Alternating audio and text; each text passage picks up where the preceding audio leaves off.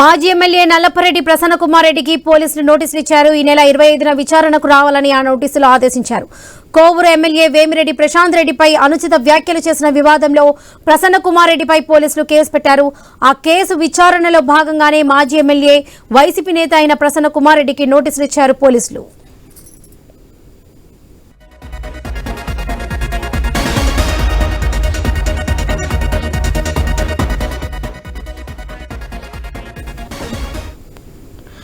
మాజీ ఎమ్మెల్యే నల్లపరెడ్డి ప్రసన్నకుమార్ రెడ్డికి పోలీసులు నోటీసులు ఇచ్చారు.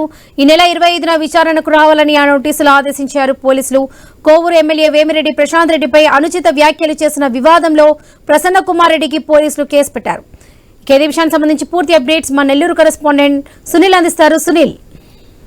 వరలక్ష్మి, నెల్లూరు జిల్లాకు సంబంధించి రాజకీయం హాట్ గా మారిందని చెప్పుకోవచ్చు. అయితే ఇటీవల జరిగిన కోవూరుకు సంబంధించిన కొట్లాట్లో ఇట మాజీ ఎమ్మెల్యే ప్రస్తుత ఎమ్మెల్యే ఇద్దరి మధ్య రగడ అయితే జరుగుతున్న పరిస్థితి అయితే ఉంది. అయితే ఏదైతే మాజీ మంత్రి మాజీ ఎమ్మెల్యే ప్రసన్నకుమార్ రెడ్డి ప్రస్తుత కోవూరు ఎమ్మెల్యే ప్రశాంత్ రెడ్డిపై అనుచిత వ్యాఖ్యలు తమ పర్సనల్ విషయాలు కూడా ప్రస్తావిస్తూ ప్రెస్ మీట్ లో అయితే చెప్పిన పరిస్థితి అయితే ఉంది. దీంతో పాటు కూడా స్థానిక ఎమ్మెల్యే కౌంటర్ ఇచ్చిన పరిస్థితి అయితే ఉంది. అయితే ఈ వివాదం దాదాపుగా 2-3 రోజుల నుంచి జరిగిన పరిస్థితి ఉందని చెప్పుకోవచ్చు.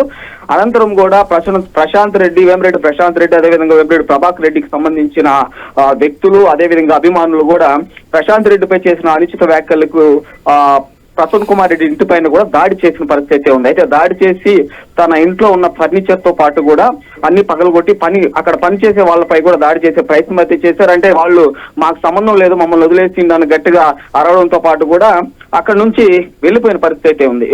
అదేవిధంగా ఫస్ట్ ఫ్లోర్ కాకుండా సెకండ్ ఫ్లోర్ కూడా వెళ్ళారు. సెకండ్ ఫ్లోర్ లో ఉన్న అన్ని ఫర్నిచర్ ను కూడా ధ్వంసం చేసిన పరిస్థితి అయితే ఉంది. అనంతరం మళ్ళీ కిందకు వచ్చినప్పుడు కూడా ప్రసన్నకుమార్ రెడ్డికి సంబంధించిన వాళ్ళ అమ్మగారు అయితే అక్కడ ఉన్న పరిస్థితి ఉంది. అమ్మగారిని కూడా బెదిరించిన పరిస్థితి అయితే ఉంది. అయితే దాదాపుగా గత 10-20 రోజుల నుంచి అయితే ఈ వివాదం నడుస్తున్న పరిస్థితి అయితే ఉంది.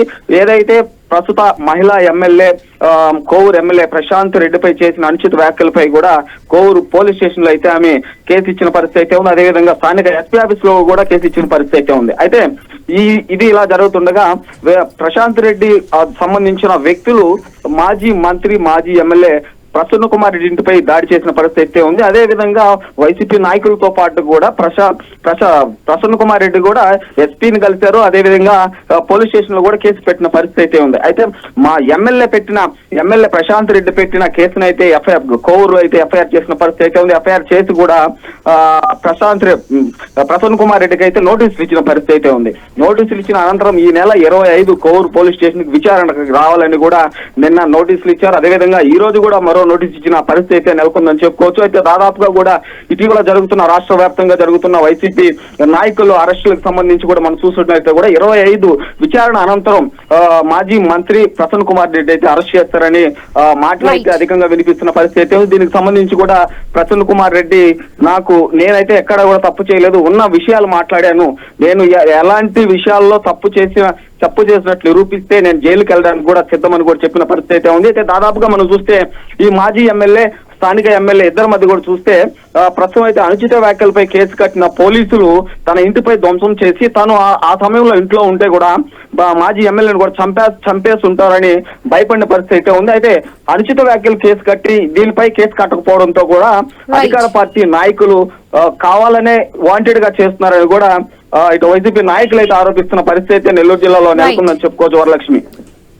Right Sunil, thank you.